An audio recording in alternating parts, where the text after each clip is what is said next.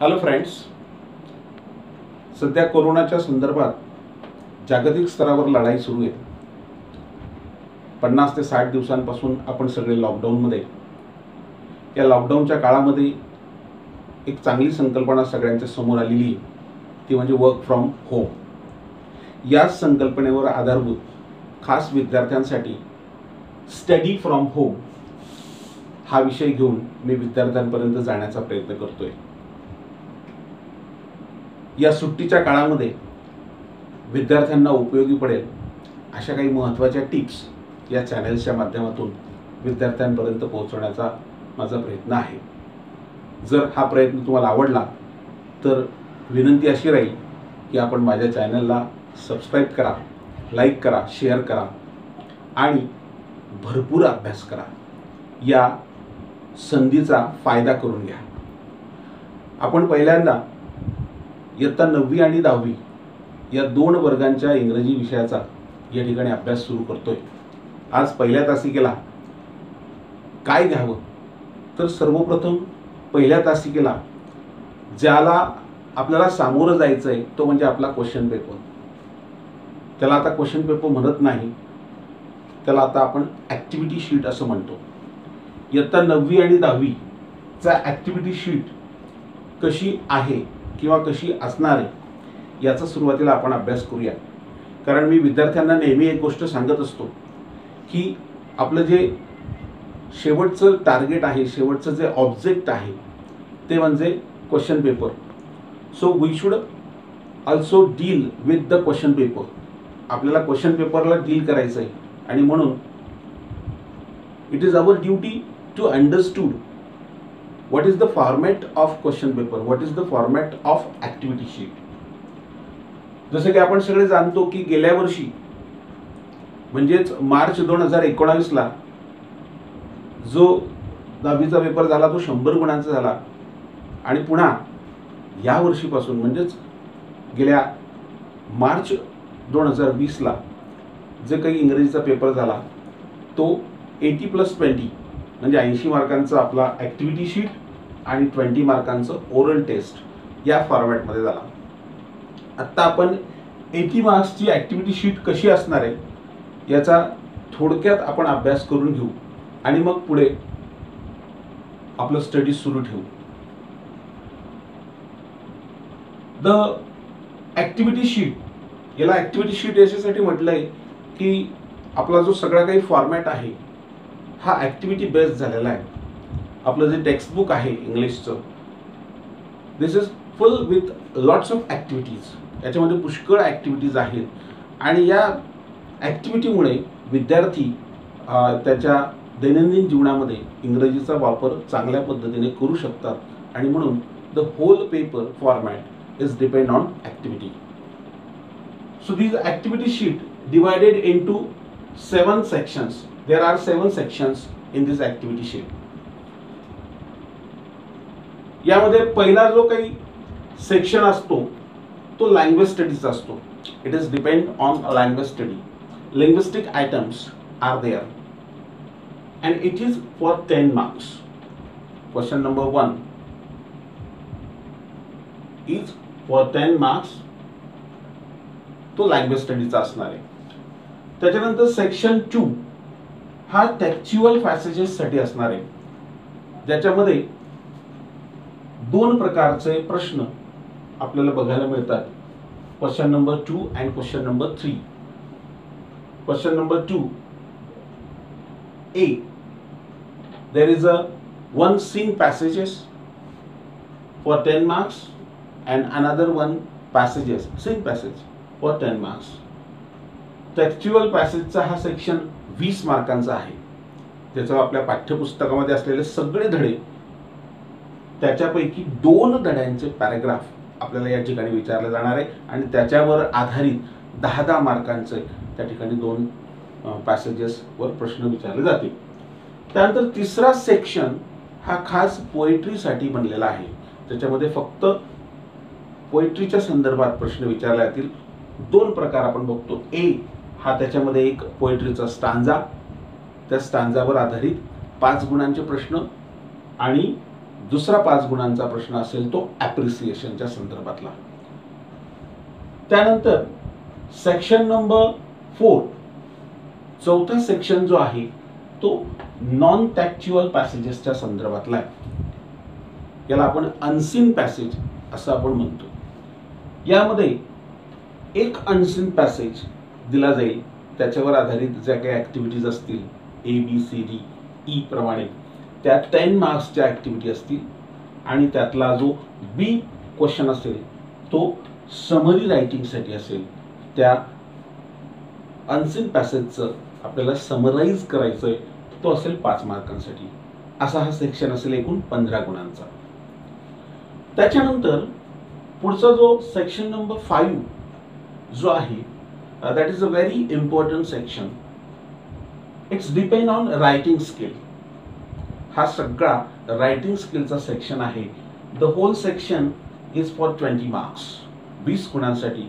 अ very important section, ज्या सेक्शनकडे बऱ्याच वेळेला विद्यार्थी थोड्याफार प्रमाणात दुर्लक्ष विद्यार्थ्यांकडून होतं. असा हा 20 मार्क्सचा सेक्शन रायटिंग स्किलचा असेल. रायटिंग स्किलमध्ये त्यामध्ये question number 5 and question number 6. These two questions are related to writing skill. याच्यामध्ये क्वेश्चन नंबर 5 मध्ये 5A is for letter writing, 5B for dialogue writing or speech writing. Each one have 5 marks. So the total question is for 10 marks. पूर्ण प्रश्न हा 10 मार्कांचा असेल. Then question number 6. Question number 6A for information transfer. So there are two types of information. One is non-verbal to verbal. Non-verbal information असेल तिला आपल्याला verbal मध्ये convert करायचंय, किंवा verbal to non-verbal, किंवा verbal information असेल तिला आपल्याला non-verbal मध्ये कन्वर्ट करायचंय 5 मार्क्स साठी. त्यानंतर question B, 6B, that is for expand the theme. Theme दिली असेल तिला एक्सपांड करण्यासाठी हा त्या ठिकाणी प्रश्न असेल.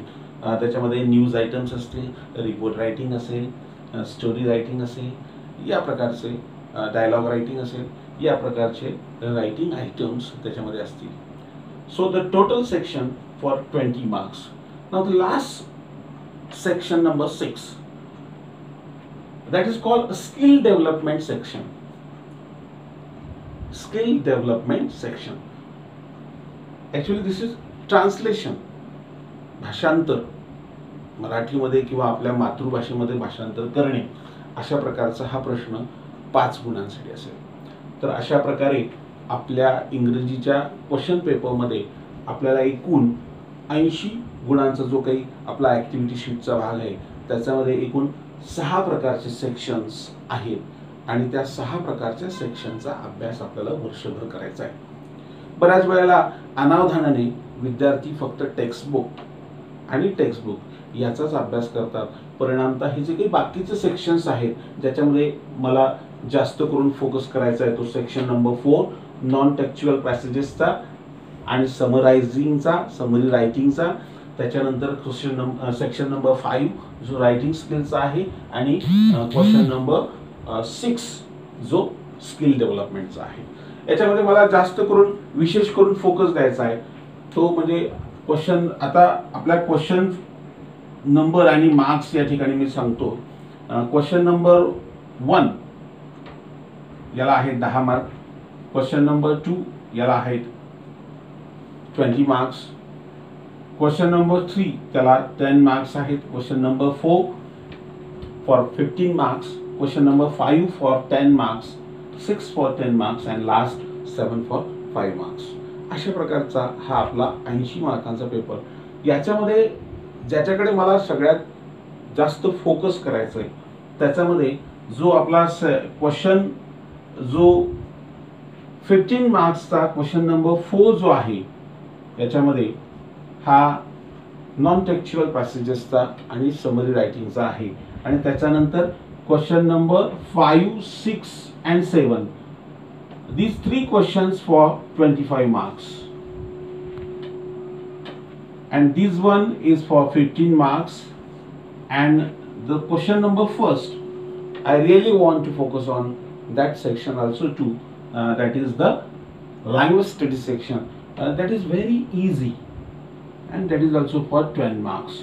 So 25, 15 means these are the 40 marks, and this one is 10. So this 50 marks is really common for standard 9th and standard 10th.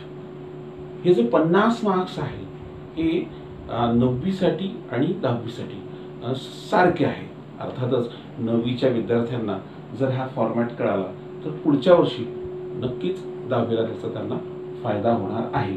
आणि म्हणून 9वीच्या विद्यार्थ्यांनी सुद्धा आजपासून पुढे जे जे व्हिडिओ मी अपलोड करणार आहे त्याच्याकडे फोकस करायला काही हरकत नाही आहे, त्याची प्रॅक्टिस करायला काही हरकत नाही. आपल्याकडे वेळ आहे, त्या वेळेचा आपल्याला फायदा घेता येईल. आपण सुरुवात जी करणार आहे ती अर्थातच आपण जी सुरुवात करणार आहे ती जो काही सगळ्यात महत्त्वाचा सेक्शन आहे रायटिंग स्किलचा. या रायटिंग स्किल पासून त्या ठिकाणी आपण सुरुवात करणार आहे. आज आपण आपल्या रायटिंग स्किलला सुरुवात करणार आहे. त्या रायटिंग स्किलच्या संदर्भात या ठिकाणी मला सांगावंसं वाटतंय की आपला जो रायटिंग स्किलचा भाग आहे याच्यामध्ये लेटर रायटिंगचा जो प्रकार आहे त्याच्याकडे आपल्याला प्रामुख्याने सुरुवातीला फोकस करायचं आहे. या लेटर रायटिंगकडे आपण पहिल्यांदा फोकस करूया.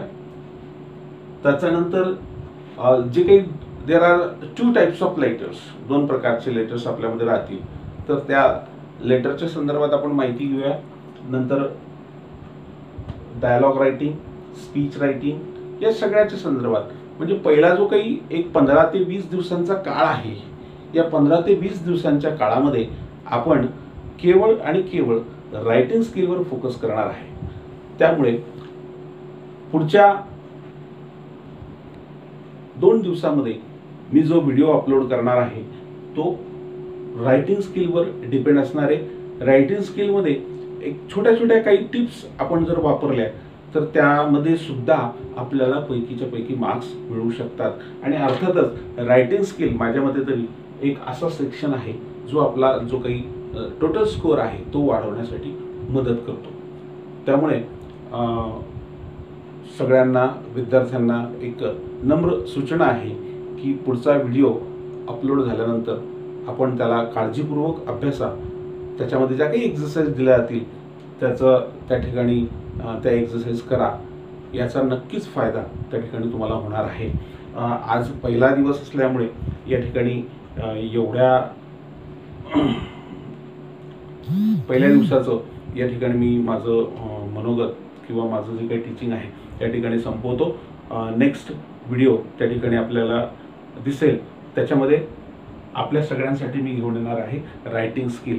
आणि रायटिंग स्किलमध्ये आपण काही छोट्या छोट्या गोष्टी वापरून कशा प्रकारे त्याला सोपा करू शकतो त्याच्या काही युक्त्या मी आपल्याला सांगणार आहे. या ठिकाणी आपण थांबूया. धन्यवाद.